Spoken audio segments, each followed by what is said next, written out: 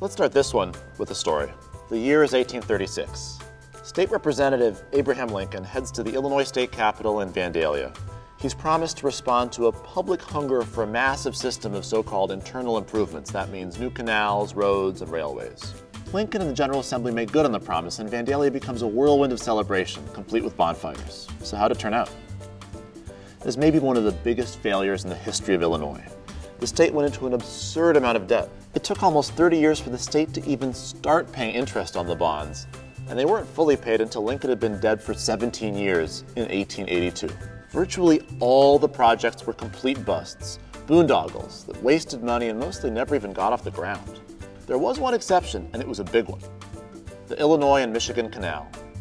Dreamed of for literally hundreds of years, it finally opened in 1848, connecting the Great Lakes to the Mississippi. Why was that so important? By connecting the Great River to the Great Lakes, it laid the groundwork for Chicago to become a global transportation hub. But even this success was marred by corruption. When the state couldn't afford these projects, they had to use scrip, or IOUs, to pay the labor for much of the canal. And you might be surprised to learn that Governor Joel Matson made off with over $200,000 of this scrip in a shoebox. Just think, a scandal involving an Illinois politician and a shoebox full of cash, more than a century before Paul Powell. I guess some things never change. So what can we learn from this story? Here's my point. When people talk about political corruption, they're often referring to the influence of campaign cash. And look, there's no question that we have to take this on. That's only part of the problem. The underlying problem here is a culture of corruption. The healthy policymaking system isn't just a way to divide up the so-called spoils of government. Elections should be about what direction we want to go and what kind of people we want to be. When instead all they are is about who gets what, that's a purely transactional system of politics. Imagine that every key decision is made by power brokers sitting around a table carving up a pie.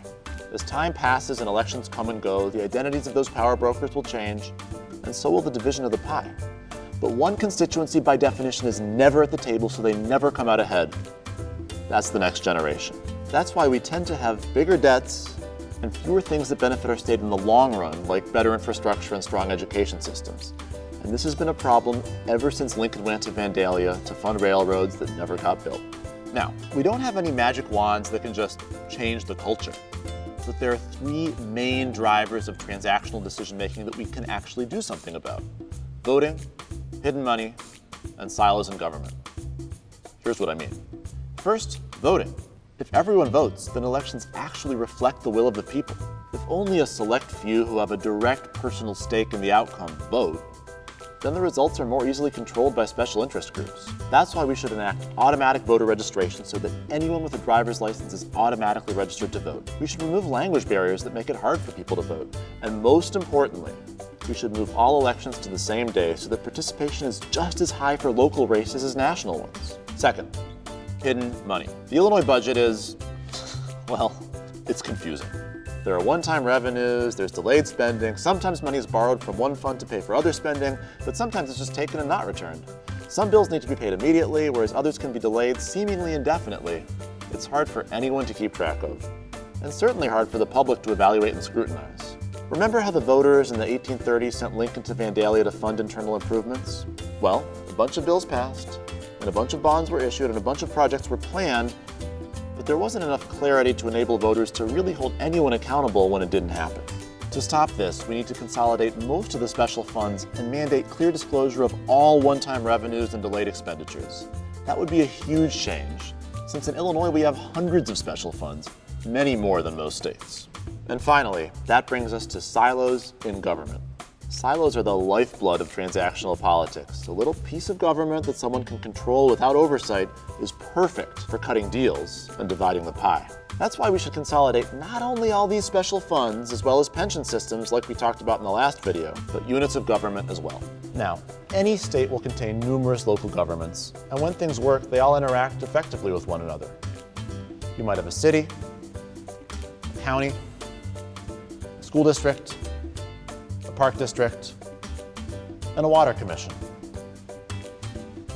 all coordinating smoothly. But in Illinois, we have thousands more governments than any other state, And that fragmentation is a big part of what keeps the system the way it is. For instance, we have 21 mosquito abatement districts, street lighting districts, we've got this exposition authority, cemetery districts, surface water districts. In fact, no one even knows precisely how many of these districts are operating in Illinois. Now imagine each of these balls is going in a different direction, with little oversight or coordination. I think you get the picture. There are plenty of common sense steps we can take to streamline government. Taking these steps will not only save taxpayers money, it will lead to better services. That's all for now. Trust me, I get it. Illinois needs a big cultural change if we truly want to move away from our corrupt history, and no one law can make that happen.